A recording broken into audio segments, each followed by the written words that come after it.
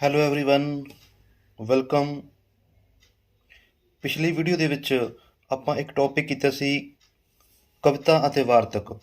ਉਸ ਦੀ ਆਪਾਂ ਥਿਊਰੀ ਵੀ ਡਿਸਕਸ ਕੀਤੀ ਸੀ ਅਤੇ ਕੁਝ MCQs ਡਿਸਕਸ ਕੀਤੇ ਸੀ। ਤਾਂ ਇਸੇ ਹੀ ਟੌਪਿਕ ਦਾ ਆਪਾਂ ਇੱਕ ਦੂਸਰਾ ਭਾਗ ਸ਼ੁਰੂ ਕਰਨ ਜਾ ਰਹੇ ਹਾਂ, ਜਿਸ ਦੇ ਵਿੱਚ ਬਹੁਤ ਹੀ ਖਾਸ ਜਿਹੜੇ ਹੈ MCQ ਡਿਸਕਸ ਕਰਦੇ ਹਾਂ। ਦੇਖੋ, ਜਿਵੇਂ ਕਿ PSET ਪੇਪਰ 1 ਅਤੇ ਪੇਪਰ 2 ਦੇ ਵਿੱਚ ਆਪਾਂ ਨੂੰ ਪਤਾ ਹੀ ਹੈ ਕਿ ਇੱਕ ਕਵਿਤਾ ਹੁੰਦੀ ਹੈ ਅਤੇ ਇੱਕ ਪਹਿਰਾ ਰਚਨਾ ਆਉਂਦਾ ਹੈ। ਉਸ ਨੂੰ ਸਮਝ ਕੇ ਅਤੇ ਉਸ ਦੇ ਨਾਲ ਸੰਬੰਧਿਤ ਪ੍ਰਸ਼ਨਾਂ ਦੇ ਜਿਹੜੇ ਉੱਤਰ ਹੈ ਉਹ ਆਪਾਂ ਦੇਣੇ ਹੁੰਦੇ ਹੈ। ਤਾਂ ਇਹਨਾਂ ਦੋਨਾਂ ਚੀਜ਼ਾਂ ਨੂੰ ਧਿਆਨ ਦੇ ਵਿੱਚ ਰੱਖਦੇ ਹੋਏ ਇਹਨਾਂ ਦੀ ਪੈਡਾਗੋਜੀ ਦੇ ਵਿੱਚ ਵੀ ਕੁਐਸਚਨ ਆ ਜਾਂਦੇ ਹੈ। ਪ੍ਰੀਵੀਅਸ ਪੇਪਰਸ ਤੁਸੀਂ ਦੇਖੇ ਹੋਣਗੇ ਤਾਂ ਇਹਨਾਂ ਦੋਵਾਂ ਭਾਗਾਂ ਦੇ ਵਿੱਚ ਪੈਡਾਗੋਜੀ ਦੇ ਵੀ ਪ੍ਰਸ਼ਨ ਆਉਂਦੇ ਆ। ਤਾਂ ਆਓ ਫਿਰ ਆਪਾਂ ਇਹਨਾਂ ਦੇ ਕੁਝ ਹੋਰ ਵੀ ਇੰਪੋਰਟੈਂਟ ਜਿਹੜੇ MCQs ਹੈ ਉਹ ਡਿਸਕਸ ਕਰਦੇ ਹਾਂ। ਜਿਵੇਂ ਕਿ ਤੁਸੀਂ ਦੇਖ ਪਾ ਰਹੇ ਹੋ, ਪਹਿਲਾ ਪ੍ਰਸ਼ਨ ਹੈ ਕਵਿਤਾ ਅਤੇ ਵਾਰਤਕ ਵਿੱਚ ਅੰਤਰ ਕੀ ਹੈ। ਠੀਕ ਹੈ, ਤਾਂ ਇਹਦੇ ਵਿੱਚ ਆਪਸ਼ਨ ਹੈ ਆਪਣੇ ਕੋਲੇ ਵਿਸ਼ੇ ਪੱਖੋਂ ਅੰਤਰ, ਕਲਾ ਪੱਖੋਂ ਅੰਤਰ, ਉਦੇਸ਼ ਅਤੇ ਪ੍ਰਭਾਵ ਪੱਖੋਂ ਅੰਤਰ ਜਾਂ ਸਾਰੇ। ਤਾਂ ਬਿਲਕੁਲ ਸਹੀ ਹੈ ਜੀ। ਦੇਖੋ, ਦੋਵਾਂ ਚੀਜ਼ਾਂ ਦੇ ਵਿੱਚ ਜਿਹੜਾ ਲਿਖਣ ਦਾ ਜਾਂ ਇਹਨੂੰ ਕਹਿ ਲਓ ਇਹਨਾਂ ਦਾ ਜਿਹੜਾ ਕਾਫੀ ਸਾਰੇ ਅੰਤਰ ਹੈ। ਇਹ ਅੱਗੇ ਜਿਵੇਂ ਆਪਾਂ ਪ੍ਰਸ਼ਨ ਪੜ੍ਹਾਂਗੇ ਉਹਦੇ ਵਿੱਚ ਹੋਰ ਵੀ ਸਮਝ ਆ ਜਾਣੀ ਹੈ। ਤਾਂ ਕਵਿਤਾ ਅਤੇ ਵਾਰਤਕ ਜਿਵੇਂ ਕਹਾਣੀ, ਨਾਟਕ, ਨਿਬੰਧ, ਨਾਵਲ, ਇਹਨਾਂ ਦੇ ਵਿਸ਼ੇ ਇੱਕ ਦੂਸਰੇ ਤੋਂ ਅਲੱਗ-ਅਲੱਗ ਹੁੰਦੇ ਹੈ। ਕਲਾ ਜਿਵੇਂ ਕਵਿਤਾ ਅਤੇ ਵਾਰਤਕ ਦੇ ਲਿਖਣ ਦਾ ਜਿਹੜਾ ਕਲਾ ਹੈ ਉਹ ਵੀ ਜਿਹੜੇ ਹਨ ਉਹਦੇ ਵਿੱਚ ਅੰਤਰ ਹੁੰਦਾ ਹੈ। ਉਹਨਾਂ ਦੋਨਾਂ ਚੀਜ਼ਾਂ ਦੇ ਉਦੇਸ਼ ਅਤੇ ਪ੍ਰਭਾਵ ਵੀ ਅੰਤਰ ਹੁੰਦੇ ਹੈ। ਇਸ ਦਾ ਆਨਸਰ ਹੈ ਜੀ ਆਪਣੇ ਕੋਲੇ 4th ਆਪਸ਼ਨ। ਇਹ ਸਾਰੇ ਜਿਹੜੇ ਹੈ ਕਵਿਤਾ ਅਤੇ ਵਾਰਤਕ ਦੇ ਅੰਤਰ ਹਨ। ਅੱਗੇ ਵਧਦੇ ਹਾਂ, ਪ੍ਰਸ਼ਨ ਨੰਬਰ 2, ਕਵਿਤਾ ਦੀਆਂ ਵਿਸ਼ੇਸ਼ਤਾਵਾਂ ਕੀ ਹਨ। ਇਹ ਇੱਕ ਛੰਦਮਈ ਰਚਨਾ ਹੈ। ਠੀਕ ਹੈ, ਇਸ ਦੇ ਵਿੱਚ ਛੰਦਾਂ ਦਾ ਪ੍ਰਯੋਗ ਕੀਤਾ ਜਾਂਦਾ ਹੈ। ਇਸ ਵਿੱਚ ਭਾਵਨਾਵਾਂ ਦੀ ਪ੍ਰਧਾਨਤਾ ਹੁੰਦੀ ਹੈ। ਜਿਵੇਂ ਕਿ ਆਪਾਂ ਪਿਛਲੇ ਵੀਡੀਓ ਦੇ ਵਿੱਚ ਗੱਲ ਕੀਤੀ ਸੀ ਕਿ ਸਾਹਿਤ ਦੇ ਜਿਹੜੇ ਦੋ ਰੂਪ ਹੈ ਕਵਿਤਾ ਅਤੇ ਵਾਰਤਕ, ਉਹਨਾਂ ਦੇ ਵਿੱਚ 4 ਜਿਹੜੇ ਹੈ ਤੱਤ ਹੁੰਦੇ ਹੈ। ਉਹਨਾਂ ਦੇ ਵਿੱਚੋਂ ਚਾਰਾਂ ਦੇ ਵਿੱਚੋਂ ਇੱਕ ਜਿਹੜਾ ਤੱਤ ਹੈ ਭਾਵਨਾਵਾਂ। ਠੀਕ ਹੈ, ਉਹਨਾਂ ਦੀ ਇਸ ਦੇ ਵਿੱਚ ਪ੍ਰਧਾਨਤਾ ਹੁੰਦੀ ਹੈ। ਕਿਸ ਦੇ ਵਿੱਚ? ਕਵਿਤਾ ਦੇ ਵਿੱਚ। ਇਸ ਵਿੱਚ ਭਾਸ਼ਾ ਦੀ ਸੁੰਦਰਤਾ ਹੁੰਦੀ ਹੈ, ਕਿਉਂਕਿ ਭਾਵਾਂ ਨੂੰ ਪੇਸ਼ ਕਰਨ ਵਾਸਤੇ ਭਾਸ਼ਾ ਦੀ ਵੀ ਇੱਕ ਵਿਸ਼ੇਸ਼ ਸੁੰਦਰਤਾ ਹੋਣੀ ਚਾਹੀਦੀ ਹੈ। ਸ਼ਬਦ ਸ਼ਕਤੀਆਂ ਅਤੇ ਅਲੰਕਾਰ ਹੁੰਦੀ ਹੈ ਜੀ। ਠੀਕ ਹੈ, ਇਹ ਸਭ ਕੁਝ ਕਵਿਤਾ ਦੀਆਂ ਵਿਸ਼ੇਸ਼ਤਾਵਾਂ ਹਨ ਜੀ। ਅੱਗੇ ਵਧਦੇ ਹਾਂ, ਇਸ ਵਿੱਚ ਛੰਦ ਆਪਾਂ ਗੱਲ ਕਰ ਚੁੱਕੇ ਹਾਂ ਅਤੇ ਸੰਗੀਤ ਸ਼ਾਮਿਲ ਹੁੰਦਾ ਹੈ ਜੀ। ਕਿ ਕਵਿਤਾ ਵਿੱਚ ਜਿਹੜੇ ਭਾਵ ਹਨ ਉਸ ਨੂੰ ਲਿਖਣ ਲਈ ਜਾਂ ਪ੍ਰਯੋਗ ਕਰਨ ਲਈ ਇੱਕ ਸੰਗੀਤ ਦੇ ਵਾਂਗੂ ਜਿਹੜਾ ਹੈ ਉਸ ਦੀ ਇੱਕ ਵਿਸ਼ੇਸ਼ਤਾ ਹੁੰਦੀ ਹੈ। ਜਿਵੇਂ ਕਿ ਖਾਸ ਕਰਕੇ ਪ੍ਰਾਇਮਰੀ ਪੱਧਰ ਦੇ ਉੱਪਰ ਜਿਹੜੀਆਂ ਕਵਿਤਾਵਾਂ ਜਿਹੜੀਆਂ ਹੁੰਦੀਆਂ ਹਨ ਉਸ ਨੂੰ ਗੀਤ ਦੀ ਤਰ੍ਹਾਂ ਜਾਂ ਉਸ ਦੇ ਵਿੱਚ ਇੱਕ ਸੁਰਲ ਤਾਲ ਦੀ ਤਰ੍ਹਾਂ ਉਸ ਨੂੰ ਬੋਲਿਆ ਜਾਂਦਾ ਹੈ ਜਾਂ ਉਸ ਨੂੰ ਗਾਇਆ ਜਾਂਦਾ ਹੈ। ਅੱਗੇ ਵਧਦੇ ਹਾਂ, ਪ੍ਰਸ਼ਨ ਨੰਬਰ 3, ਕਵਿਤਾ ਦੀ ਸਫਲਤਾ ਜਾਂ ਅਸਫਲਤਾ ਕਿਸ ਉੱਤੇ ਨਿਰਭਰ ਹੈ। ਕਵਿਤਾ ਸੰਬੰਧੀ ਜਾਣ ਪਛਾਣ। ਦੇਖੋ, ਇਹ ਕੁਝ ਸਟੈਪ ਹਨ ਜਾਂ ਪੜਾਅ ਹਨ ਕਵਿਤਾ ਨੂੰ ਕਿਸ ਤਰੀਕੇ ਨਾਲ ਪੜ੍ਹਾਇਆ ਜਾਂਦਾ ਹੈ। ਅਧਿਆਪਨ ਦੇ ਵਿੱਚ ਆਪਾਂ ਗੱਲ ਕਰੀਏ ਤਾਂ ਕਵਿਤਾ ਸੰਬੰਧੀ ਜਾਣ ਪਹਿਚਾਣ, ਆਦਰਸ਼ ਵਾਚਨ, ਭਾਵ ਪ੍ਰੀਖਿਆ ਜਾਂ ਸਾਰੇ। ਤਾਂ ਇਸ ਦੇ ਵਿੱਚ ਜਿਹੜਾ ਸਫਲਤਾ ਅਤੇ ਅਸਫਲਤਾ ਜਿਹੜੀ ਨਿਰਭਰ ਹੈ ਉਹ ਹੈ ਜੀ ਆਦਰਸ਼ ਵਾਚਨ ਦੇ ਉੱਪਰ, ਕਿ ਕਿਸ ਪੱਧਰ ਦੀ ਉਹ ਕਵਿਤਾ ਹੈ।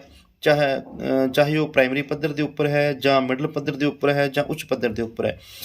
ਤਾਂ ਉਸ ਪੱਧਰ ਨੂੰ ਧਿਆਨ ਦੇ ਵਿੱਚ ਰੱਖ ਕੇ ਉਸ ਕਵਿਤਾ ਦਾ ਅਧਿਆਪਕ ਆਦਰਸ਼ ਵਾਚਨ ਕਰਦਾ ਹੈ ਜੀ। ਠੀਕ ਹੈ, ਤਾਂ ਆਦਰਸ਼ ਵਾਚਨ ਦੇ ਉੱਪਰ ਸਫਲਤਾ ਜਾਂ ਅਸਫਲਤਾ ਉਸ ਦੀ ਨਿਰਭਰ ਹੈ ਕਿ ਅਧਿਆਪਕ ਕਿਸ ਢੰਗ ਤਰੀਕੇ ਨਾਲ ਉਸ ਦਾ ਆਦਰਸ਼ ਵਾਚਨ ਕਰ ਰਿਹਾ ਹੈ। ਅਲੱਗ-ਅਲੱਗ ਪੱਧਰ ਦੇ ਉੱਪਰ ਅਲੱਗ-ਅਲੱਗ ਇਸ ਦਾ ਵਾਚਨ ਹੁੰਦਾ ਹੈ। ਆਦਰਸ਼ ਵਾਚਨ ਕੀ ਹੁੰਦਾ ਜੀ? ਅਧਿਆਪਕ ਖੁਦ ਉਸ ਕਵਿਤਾ ਨੂੰ ਸੁਰ ਤਾਲ ਨਾਲ, ਲੈਅ ਨਾਲ ਪੜ੍ਹ ਕੇ ਬੱਚਿਆਂ ਨੂੰ ਸੁਣਾਵੇ ਅਤੇ ਉਹਨਾਂ ਨੂੰ ਪ੍ਰਭਾਵਿਤ ਕਰੇ। ਅੱਗੇ ਜੀ ਪ੍ਰਸ਼ਨ ਨੰਬਰ 4, ਕਵਿਤਾ ਅਤੇ ਵਾਰਤਕ ਵਿੱਚ ਅੰਤਰ ਦੱਸੋ ਜੀ। ਇੱਕ ਹੋਰ ਅੰਤਰ ਦੇਖਦੇ ਹਾਂ ਆਪਾਂ ਕੀ ਅੰਤਰ ਹੁੰਦੇ ਆ। ਕਵਿਤਾ ਵਿੱਚ ਭਾਵ ਪ੍ਰਦਾਨ ਹੁੰਦੇ ਆ, ਆਪਾਂ ਇਹ ਗੱਲ ਕਰ ਚੁੱਕੇ ਹਾਂ, ਪਰ ਵਾਰਤਕ ਵਿੱਚ ਵਿਚਾਰ ਪ੍ਰਦਾਨ ਹੁੰਦੇ ਹਨ ਜੀ। ਵਾਰਤਕ ਜਿਵੇਂ ਕਹਾਣੀ, ਨਾਟਕ, ਨਿਬੰਧ, ਇਸ ਦੇ ਵਿੱਚ ਵਿਚਾਰਾਂ ਦੇ ਉੱਪਰ ਖਾਸ ਧਿਆਨ ਰੱਖਿਆ ਜਾਂਦਾ ਵੀ ਉਸ ਕਿਸ ਵਿਚਾਰ ਦੇ ਉੱਪਰ ਜਾਂ ਕਿਸ ਟੌਪਿਕ ਦੇ ਉੱਪਰ ਉਹਦੇ ਵਿੱਚ ਵਿਚਾਰ ਪੇਸ਼ ਕੀਤੇ ਗਏ ਹਨ। ਉਹ ਸਮਾਜਿਕ ਵੀ ਹੋ ਸਕਦੇ ਹਨ, ਆਰਥਿਕ ਵੀ ਹੋ ਸਕਦੇ ਹਨ ਜਾਂ ਹੋਰ ਵਗੈਰਾ ਵਗੈਰਾ। ਕਵਿਤਾ ਦਿਲ ਦੀ ਚੀਜ਼ ਹੈ। ਕਵਿਤਾ ਜਿਹੜੀ ਹੈ ਦਿਲ ਤੋਂ ਲਿਖੀ ਜਾਂਦੀ ਹੈ, ਫੀਲਿੰਗਸ ਉਹਦੀ ਹੁੰਦੀ ਹੈ। ਅਤੇ ਵਾਰਤਕ ਦਿਮਾਗ ਦੀ ਚੀਜ਼ ਹੈ। ਵਾਰਤਕ ਜਿਵੇਂ ਕਹਾਣੀ ਜਾਂ ਨਾਟਕ ਉਸ ਦੇ ਵਿੱਚ ਦਿਮਾਗ ਦੀ ਚੀਜ਼ ਹੁੰਦੀ ਹੈ, ਕਿਉਂਕਿ ਉਸ ਦੇ ਵਿੱਚ ਵਿਚਾਰਾਂ ਦੀ ਗੱਲ ਕੀਤੀ ਜਾਂਦੀ ਹੈ। ਕਵਿਤਾ ਵਿੱਚ ਵਿਆਕਰਣਿਕ ਨਿਯਮਾਂ ਦਾ ਬਹੁਤਾ ਧਿਆਨ ਨਹੀਂ ਰੱਖਿਆ ਜਾਂਦਾ। ਪਰ ਵਾਰਤਕ ਵਿੱਚ ਅਜਿਹਾ ਖਾਸ ਧਿਆਨ ਰੱਖਿਆ ਜਾਂਦਾ ਹੈ। ਠੀਕ ਹੈ ਜੀ, ਤਾਂ ਇਸ ਦੇ ਅੰਤਰ ਜਿਹੜੇ ਹੈ ਜੀ ਉਹ ਸਾਰੇ ਹੈ ਜੀ। ਆਪਸ਼ਨ 4 ਇਸ ਦਾ ਜਿਹੜਾ ਹੈ ਸਹੀ ਉੱਤਰ ਹੈ ਜੀ। ਇਹ ਸਾਰੇ ਹੀ ਕੁਐਸਚਨ ਬਹੁਤ ਹੀ ਇੰਪੋਰਟੈਂਟ ਹੈ, ਇਸ ਨੂੰ ਧਿਆਨ ਵਿੱਚ ਰੱਖਿਓ, ਇਹਨਾਂ ਦੇ ਵਿੱਚੋਂ ਹੀ ਕੁਐਸਚਨ ਆ ਜਾਂਦੇ ਹੁੰਦੇ ਆ। ਅੱਗੇ ਵਧਦੇ ਹਾਂ ਜੀ। ਪ੍ਰਸ਼ਨ ਨੰਬਰ 5ਵਾਂ, ਕਵਿਤਾ ਅਧਿਆਪਨ ਦੀਆਂ ਵਿਧੀਆਂ ਦੱਸੋ ਜੀ। ਅਲੱਗ-ਅਲੱਗ ਪੱਧਰ ਦੇ ਉੱਪਰ ਅਲੱਗ-ਅਲੱਗ ਇਹਨਾਂ ਦੀਆਂ ਵਿਧੀਆਂ ਹੁੰਦੀਆਂ ਹਨ। ਤਾਂ ਕਵਿਤਾ ਅਧਿਆਪਨ ਦੀਆਂ ਕਿਹੜੀਆਂ-ਕਿਹੜੀਆਂ ਵਿਧੀਆਂ ਹਨ? ਗੀਤ ਜਾਂ ਨਾਟ ਵਿਧੀ ਪ੍ਰਾਇਮਰੀ ਪੱਧਰ ਦੇ ਉੱਪਰ ਬਹੁਤ ਹੀ ਇੰਪੋਰਟੈਂਟ ਹੈ ਜੀ ਇਹ। ਸ਼ਬਦਾਰਥ ਪ੍ਰਣਾਲੀ, ਉਹਦੇ ਵਿੱਚ ਕੋਈ ਸ਼ਬਦ ਆਉਂਦਾ ਤਾਂ ਉਸ ਦੇ ਅਰਥਾਂ ਨੂੰ ਸਪਸ਼ਟ ਕੀਤਾ ਜਾਂਦਾ ਹੈ। ਪ੍ਰਸ਼ਨ ਉੱਤਰ ਵਿਧੀ, ਠੀਕ ਹੈ। ਵਿਆਖਿਆ ਵਿਧੀ, ਖੰਡ ਵਾਚਨ ਵਿਧੀ, ਵਿਆਖਿਆ ਕੀਤੀ ਜਾਂਦੀ ਹੈ ਜੀ। ਖੰਡ ਵਾਚਨ, ਕੋਈ ਕਵਿਤਾ ਹੈ ਉਸ ਦੇ ਖੰਡ ਕੀਤੇ ਜਾਂਦੇ ਨੇ, ਭਾਗ ਕੀਤੇ ਜਾਂਦੇ ਹਨ, ਉਹਨਾਂ ਨੂੰ ਇੱਕ ਇੱਕ ਭਾਗ ਨੂੰ ਪੜ੍ਹਾਇਆ ਜਾਂਦਾ ਹੈ, ਸਮਝਾਇਆ ਜਾਂਦਾ ਹੈ, ਫਿਰ ਉਸ ਦੇ ਸਾਰੇ ਖੰਡਾਂ ਨੂੰ, ਭਾਗਾਂ ਨੂੰ ਇੱਕ ਸਮੂਹਿਕ ਰੂਪ ਦੇ ਵਿੱਚ ਫਿਰ ਜੋੜ ਕੇ ਸਾਰਿਆਂ ਨੂੰ ਪੜ੍ਹਾਇਆ ਜਾਂਦਾ ਹੈ। ਪ੍ਰਸ਼ਨਵਾਚਕ ਉੱਤਰ ਵਿਧੀ, ਉਸ ਦੇ ਵਿੱਚ ਕੋਈ ਭਾਵਾਂ ਦੇ ਸੰਬੰਧੀ ਕੋਈ ਪ੍ਰਸ਼ਨ ਕੀਤੇ ਜਾਂਦੇ ਹਨ, ਜਾਂ ਪਿਛਲੀ ਜਮਾਤ ਦੇ ਵਿੱਚ ਕੋਈ ਕਵਿਤਾ ਪੜ੍ਹੀ ਹੋਗੀ ਉਸ ਟੌਪਿਕ ਦੇ ਉੱਪਰ, ਤਾਂ ਉਸ ਸੰਬੰਧੀ ਵੀ ਜਿਹੜੀ ਹੈ ਗੱਲ ਕੀਤੀ ਜਾਂਦੀ ਹੈ। ਜਾਂ ਮੰਨ ਲਓ ਕਿ ਕੋਈ ਟੌਪਿਕ ਹੈ, ਉਸ ਟੌਪਿਕ ਸੰਬੰਧੀ ਵੀ ਕੁਝ ਪ੍ਰਸ਼ਨ ਕੀਤਾ ਜਾ ਸਕਦਾ ਹੈ। ਤਾਂ ਇਸ ਦੇ ਵਿੱਚ ਵਿਧੀ ਹੈ ਜੀ ਫਿਰ ਸਾਰੇ। 6ਵਾਂ ਆਪਸ਼ਨ ਜੀ। ਅੱਗੇ ਹੈ ਜੀ ਪ੍ਰਸ਼ਨ ਨੰਬਰ 6ਵਾਂ, ਕਵਿਤਾ ਦੀ ਵਿਆਖਿਆ ਵਿਧੀ ਦੀ ਆਲੋਚਨਾ ਦੱਸੋ ਜੀ। ਦੇਖੋ, ਕਵਿਤਾ ਜਿਹੜੀ ਹੈ ਉਹ ਭਾਵਨਾਵਾਂ ਉਸ ਦੇ ਵਿੱਚ ਪ੍ਰਧਾਨਤਾ ਹੁੰਦੀ ਹੈ। ਉਸ ਦੇ ਵਿੱਚ ਜਿਹੜੀ ਕਿ ਵਿਆਖਿਆ ਵਿਧੀ ਹੈ ਉਹ ਹੁੰਦੀ ਹੈ, ਪਰ ਉਸ ਦੀ ਆਲੋਚਨਾ ਕੀਤੀ ਜਾਂਦੀ ਹੈ। ਕਿਉਂ ਕੀਤੀ ਜਾਂਦੀ ਹੈ? ਕਿਉਂਕਿ ਵਿਆਖਿਆ ਜਿਹੜੀ ਹੈ ਉਹ ਵਾਰਤਕ ਜਿਹੜੀ ਭਾਗ ਹੈ ਉਸ ਦੇ ਨਾਲ ਸੰਬੰਧਿਤ ਜ਼ਿਆਦਾ ਮਹੱਤਵਪੂਰਨ ਹੈ। ਕਵਿਤਾ ਦੇ ਵਿੱਚ ਵਿਆਖਿਆ ਵਿਧੀ ਜ਼ਿਆਦਾ ਮਹੱਤਵਪੂਰਨ ਨਹੀਂ ਹੈ, ਜਾਂ ਉਸ ਦੀ ਕੁਝ ਆਲੋਚਨਾ ਕੀਤੀ ਜਾਂਦੀ ਹੈ। ਉਸ ਦੇ ਕਾਰਨ ਕੀ ਹੈ? ਅਧਿਆਪਕ ਇਸ ਵਿੱਚ ਵਾਲ ਦੀ ਖੱਲ ਲਾਉਣ ਲੱਗ ਜਾਂਦੇ ਹਨ। ਇੱਕ ਛੋਟੀ ਜਿਹੀ ਗੱਲ ਹੁੰਦੀ ਹੈ ਤਾਂ ਉਹ ਵਿਆਖਿਆ ਦੇ ਵਿੱਚ ਫਿਰ ਤੁਹਾਨੂੰ ਪਤਾ ਹੀ ਹੈ ਕਿ ਵੱਧ ਤੋਂ ਵੱਧ ਵਿਸਥਾਰ ਨਾਲ ਉਹਨੂੰ ਸਮਝਾਉਣਾ ਪੈਂਦਾ ਹੈ। ਸਮਾਂ ਅਤੇ ਸ਼ਕਤੀ ਦੀ ਅਧਿਕ ਵਰਤੋਂ ਕਰਨੀ ਪੈਂਦੀ ਹੈ। ਜਦੋਂ ਇੱਕ ਗੱਲ ਨੂੰ ਲੈ ਕੇ ਵੱਧ ਤੋਂ ਵੱਧ ਉਸ ਦੀ ਵਿਆਖਿਆ ਕਰਨੀ ਪੈਂਦੀ ਹੈ, ਫਿਰ ਸਮਾਂ ਅਤੇ ਸ਼ਕਤੀ ਦੀ ਵੀ ਫਿਰ ਜਿਹੜੀ ਹੈ ਉਹ ਜ਼ਿਆਦਾ ਵਰਤੋਂ ਕੀਤੀ ਜਾਂਦੀ ਹੈ ਜੀ। ਅਧਿਆਪਕ ਨੂੰ ਵਿਸ਼ੇਸ਼ ਅਨੁਭਵ ਦੀ ਲੋੜ ਹੁੰਦੀ ਹੈ ਕਿ ਕਿਵੇਂ ਬੱਚਿਆਂ ਦਾ ਪੱਧਰ ਕਿਵੇਂ ਹੈ, ਅਤੇ ਮੰਨ ਲਓ ਪ੍ਰਾਇਮਰੀ ਪੱਧਰ ਦੇ ਬੱਚੇ ਹੈ ਤਾਂ ਉਹਨਾਂ ਦੇ ਫਿਰ ਉਹਨਾਂ ਨੂੰ ਵਿਆਖਿਆ ਕਰਨ ਵਾਸਤੇ ਫਿਰ ਵਿਸ਼ੇਸ਼ ਅਨੁਭਵ ਦੀ ਲੋੜ ਹੁੰਦੀ ਹੈ। ਬੱਚੇ ਬੋਰ ਵੀ ਹੋ ਜਾਂਦੇ ਆ, ਤਾਂ ਇਸ ਲਈ ਇਸ ਦਾ ਉੱਤਰ ਹੈ ਜੀ ਆਪਣੇ ਕੋਲੇ 4th ਆਪਸ਼ਨ ਇਹ ਸਾਰੇ। ਅੱਗੇ ਵਧਦੇ ਹਾਂ ਜੀ। ਪ੍ਰਸ਼ਨ ਨੰਬਰ 7ਵਾਂ, ਕਵਿਤਾ ਅਧਿਆਪਨ ਦੀ ਕਿਸ ਵਿਧੀ ਵਿੱਚ ਪਹਿਲਾਂ ਕਵਿਤਾ ਦੇ ਕੁਝ ਖੰਡ ਜਾਂ ਭਾਗ ਕਰਕੇ ਅਤੇ ਫਿਰ ਉਹਨਾਂ ਖੰਡਾਂ ਨੂੰ ਜੋੜ ਕੇ ਸੰਪੂਰਨ ਕਵਿਤਾ ਦਾ ਵਾਚਨ ਅਤੇ ਬੋਧ ਕਰਵਾਇਆ ਜਾਂਦਾ? ਉੱਪਰ ਆਪਾਂ ਗੱਲ ਕੀਤੀ ਹੈ, ਇਸ ਦਾ ਆਨਸਰ ਹੈ ਜੀ 4th ਆਪਸ਼ਨ ਖੰਡ ਵਾਚਨ ਵਿਧੀ। ਅੱਗੇ ਵਧਦੇ ਹਾਂ ਜੀ। ਪ੍ਰਸ਼ਨ ਨੰਬਰ 8ਵਾਂ, ਕਵਿਤਾ ਵਾਚਨ ਦੇ ਕਿਹੜੇ-ਕਿਹੜੇ ਢੰਗ ਹਨ ਜੀ? ਗਾ ਕੇ ਲੈ ਅਨੁਸਾਰ ਵਾਚਨ, ਭਾਵਾਂ ਅਨੁਸਾਰ ਉੱਚੀ ਵਾਚਨ, ਬੋਲਾਂ ਅਨੁਸਾਰ ਸਰੀਰਕ ਅੰਗਾਂ ਦਾ ਸੰਚਾਲਨ, ਜਾਂ ਸਾਰੇ? ਤਾਂ ਗਾ ਕੇ ਲੈ ਅਨੁਸਾਰ ਵਾਚਨ, ਇਹ ਸਾਰੇ ਹੀ ਕਵਿਤਾ ਵਾਚਨ ਦੇ ਅਲੱਗ-ਅਲੱਗ ਢੰਗ ਹਨ। ਉੱਤਰ ਹੈ ਜੀ ਇਸਦਾ 4th ਆਪਸ਼ਨ ਜੀ। ਅੱਗੇ ਵਧਦੇ ਹਾਂ। ਪ੍ਰਸ਼ਨ ਨੰਬਰ 9ਵਾਂ, ਸਾਹਿਤ ਦੇ ਦੂਜੇ ਰੂਪ ਜਿਵੇਂ ਕਿ ਗਦ ਜਾਂ ਵਾਰਤਕ ਉਸਨੂੰ ਕਿਹਾ ਜਾਂਦਾ ਹੈ, ਉਸ ਦੇ ਵਿੱਚ ਕੀ ਕੀ ਸ਼ਾਮਿਲ ਹੈ ਜੀ? ਕਵਿਤਾ, ਕਹਾਣੀ, ਨਾਟਕ ਆਦਿ। ਦੇਖੋ, ਇਹਦੇ ਵਿੱਚ ਕਵਿਤਾ ਆ ਗਈ ਤਾਂ ਫਿਰ ਇਹ ਵਾਰਤਕ ਦਾ ਜਿਹੜਾ ਹੈ ਗਦ ਰੂਪ ਦੇ ਵਿੱਚ ਨਹੀਂ ਹੈ।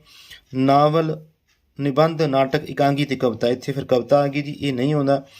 ਅੱਗੇ ਵਧਦੇ ਹਾਂ ਜੀ। ਕਹਾਣੀ, ਨਾਵਲ, ਨਿਬੰਧ, ਨਾਟਕ, ਇਕਾਂਗੀ, ਆਲੋਚਨਾ, ਰੇਡੀਓ ਨਾਟਕ, ਰੇਖਾ ਚਿੱਤਰ, ਜੀਵਨੀ, ਵਿਆਕਰਣ ਪੱਤਰ, ਨਿਬੰਧ ਰਚਨਾ ਅਤੇ ਸਫ਼ਰਨਾਮਾ, ਇਹ ਸਾਰੀਆਂ ਹੀ ਗੱਲਾਂ ਸਾਹਿਤ ਦੇ ਦੂਸਰੇ ਰੂਪ ਗਦ ਜਾਂ ਵਾਰਤਕ ਦੇ ਵਿੱਚ ਸ਼ਾਮਿਲ ਹੁੰਦੇ ਆ ਜੀ। ਮੰਨ ਲਓ ਆਪਾਂ ਗੱਲ ਕਹਿ ਸਕਦੇ ਹਾਂ ਕਿ ਕਵਿਤਾ ਨੂੰ ਛੱਡ ਕੇ ਬਾਕੀ ਜਿੰਨੀਆਂ ਵੀ ਰਚਨਾਵਾਂ ਹੁੰਦੀਆਂ ਹਨ ਉਹ ਗਦ ਜਾਂ ਵਾਰਤਕ ਰੂਪ ਦੇ ਵਿੱਚ ਸ਼ਾਮਿਲ ਹੁੰਦੇ ਆ ਜੀ। ਅੱਗੇ ਵਧਦੇ ਹਾਂ। ਪ੍ਰਸ਼ਨ ਨੰਬਰ 10ਵਾਂ, ਗਦ ਸਿੱਖਿਆ ਦੇ ਉਦੇਸ਼ ਕੀ ਕੀ ਹਨ ਜੀ? ਗਦ ਵਾਰਤਕ ਦੇ ਕੀ ਕੀ ਉਦੇਸ਼ ਹਨ?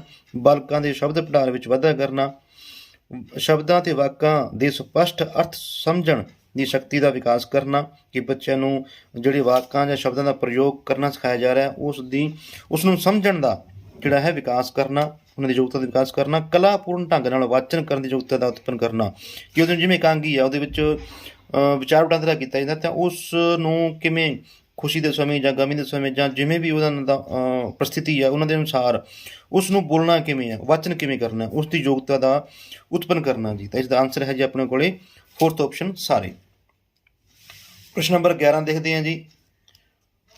ਗਦ ਅਧਿਆਪਨ ਵਿੱਚ ਆਦਰਸ਼ ਵਾਚਨ ਯਾਨੀ ਕਿ ਅਧਿਆਪਕ ਰਾਹੀਂ ਰਚਨਾ ਪੜ੍ਹ ਕੇ ਸੁਣਾਉਣਾ, ਉਸਨੂੰ ਆਦਰਸ਼ ਵਾਚਨ ਕਿਹਾ ਜਾਂਦਾ ਦੇ ਉਦੇਸ਼ ਕੀ ਕੀ ਹਨ ਜੀ? ਬਾਲਕਾਂ ਸਾਹਮਣੇ ਗਦ ਵਾਚਨ ਦਾ ਆਦਰਸ਼ ਰੂਪ ਪੇਸ਼ ਕਰਨਾ, ਜਿਵੇਂ ਕਹਾਣੀ ਹੈ, ਨਾਟਕ ਹੈ, ਨਿਬੰਧ ਹੈ, ਉਸ ਦਾ ਆਦਰਸ਼ ਰੂਪ ਕੀ ਹੈ ਜੀ? ਬਾਲਕਾਂ ਨੂੰ ਪਾਠ ਸਮੱਗਰੀ ਦੇ ਵਿੱਚ ਆਤਮਸਾਤ ਕਰਨਾ ਜੀ, ਉਸ ਦੇ ਵਿੱਚ ਉਹਦਾ ਨਿਚੋੜ ਕੀ ਹੈ, ਉਸ ਦੀ ਨਿਚੋੜ ਨਾਲ ਜਾਂ ਨਤੀਜੇ ਨਾਲ ਬੱਚਿਆਂ ਦੀ ਆਤਮਾ ਨਾਲ ਉਸ ਨੂੰ ਜੋੜਨਾ ਜੀ। ਤਾਂ ਇਸਦਾ ਉੱਤਰ ਹੈ ਜੀ ਆਪਣੇ ਕੋਲ ਤੀਸਰਾ ਆਪਸ਼ਨ, ਇਹ ਦੋਵੇਂ। ਠੀਕ, ਅੱਗੇ ਵਧਦੇ ਹਾਂ ਜੀ। ਲਾਸਟ ਕੁਐਸਚਨ ਹੈ ਜੀ, ਗਦ ਅਧਿਆਪਨ ਵਿੱਚ ਸ਼ਬਦਾਂ ਦੀ ਵਿਆਖਿਆ ਕਿਵੇਂ ਕੀਤੀ ਜਾਂਦੀ ਹੈ? ਜਿਵੇਂ ਕਿ ਅਧਿਆਪਕ ਗਦ ਅਧਿਆਪਨ ਕਰ ਰਿਹਾ ਜੀ, ਆਦਰਸ਼ ਵਚਨ ਕਰ ਰਿਹਾ, ਤਾਂ ਉਸ ਦੇ ਵਿੱਚ ਕੋਈ ਸ਼ਬਦ ਆ ਗਿਆ ਜਾਂ ਕੋਈ ਖਾਸ ਸ਼ਬਦ ਆ ਗਿਆ, ਉਹਨਾਂ ਨੂੰ ਪਤਾ ਲੱਗ ਰਿਹਾ ਕਿ ਇਸ ਸ਼ਬਦ ਬਾਰੇ ਬੱਚਿਆਂ ਨੂੰ ਵਿਸਥਾਰ ਨਾਲ ਦੱਸਿਆ ਜਾਵੇ। ਕੋਈ ਨਵਾਂ ਸ਼ਬਦ ਹੈ ਜਾਂ ਬੱਚਿਆਂ ਦੀ ਲੋੜਾਂ ਦੇ ਅਨੁਸਾਰ ਸ਼ਬਦ ਹੈ, ਤਾਂ ਉਸ ਦੀ ਵਿਆਖਿਆ ਕਿਵੇਂ ਕੀਤੀ ਜਾਵੇ? ਵਾਸਤਵਿਕ ਵਸਤੂ ਪੇਸ਼ ਕਰਕੇ, ਉਹ ਸ਼ਬਦ ਦੇ ਸੰਬੰਧੀ ਵਾਸਤਵਿਕ ਵਸਤੂ ਪੇਸ਼ ਕਰਕੇ ਕਿ ਪਤਾ ਲੱਗ ਜਾਵੇ ਕਿ ਇਹ ਸ਼ਬਦ ਕਿਸ ਵਸਤੂ ਦੇ ਨਾਲ ਸੰਬੰਧਿਤ ਜੁੜਿਆ ਹੋਇਆ ਜੀ। ਉਸ ਨੂੰ ਯਾਨੀ ਕਿ ਉਸ ਸ਼ਬਦ ਨੂੰ ਵਾਕ ਵਿੱਚ ਪ੍ਰਯੋਗ ਕਰਕੇ ਸ਼ਬਦਾਂ ਦਾ ਵਿਰੋਧੀ ਸ਼ਬਦ ਦੱਸ ਕੇ ਜੀ, ਇਸ ਸ਼ਬਦ ਕਿਸੇ ਸ਼ਬਦ ਦਾ ਬੱਚੇ ਨੂੰ ਸਮਝ ਨਹੀਂ ਆ ਰਹੀ ਤਾਂ ਉਸ ਦਾ ਵਿਰੋਧੀ ਸ਼ਬਦ ਦੱਸ ਕੇ ਉਸ ਦੀ ਵਿਆਖਿਆ ਕੀਤੀ ਜਾਵੇ। ਤਾਂ ਇਸਦਾ ਸਹੀ ਆਨਸਰ ਹੈ ਜੀ ਆਪਣੇ ਕੋਲ ਆਪਸ਼ਨ 4 ਇਹ ਸਾਰੇ। ਤਾਂ ਇਸ ਖਾਸ ਟੌਪਿਕ ਦੇ ਉੱਪਰ ਆਪਾਂ ਇਹ ਕੁਝ ਭਾਗ ਦੂਜਾ ਡਿਸਕਸ ਕੀਤਾ ਹੈ ਜੀ। ਇਸ ਜਿਨ੍ਹਾਂ ਸਾਥੀਆਂ ਨੇ ਇਸ ਦਾ ਪਹਿਲਾ ਭਾਗ ਨਹੀਂ ਦੇਖਿਆ ਤਾਂ ਉਹ ਜ਼ਰੂਰ ਵੇਖ ਲੈਣ। ਤਾਂ ਇਹ ਬਹੁਤ ਹੀ ਇੰਪੋਰਟੈਂਟ ਟੌਪਿਕ ਹੈ ਜੀ ਪੀਐਸਸੈਟ ਪੇਪਰ 1 ਅਤੇ ਪੇਪਰ 2 ਦੇ ਵਾਸਤੇ। ਠੀਕ ਹੈ ਜੀ, ਇਹਨਾਂ ਨੂੰ ਜ਼ਰੂਰ ਧਿਆਨ ਦੇ ਵਿੱਚ ਰੱਖੋ, ਵਾਰ-ਵਾਰ ਵੀਡੀਓ ਦੇਖੋ, ਸਮਝੋ ਜੀ ਅਤੇ ਯਾਦ ਕਰੋ। ਅਤੇ ਬਾਕੀ ਆਪਾਂ ਫਿਰ ਨੈਕਸਟ ਵੀਡੀਓ ਦੇ ਵਿੱਚ ਨਵੇਂ ਟੌਪਿਕ ਦੇ ਨਾਲ ਮਿਲਦੇ ਹਾਂ ਜੀ। Thank you.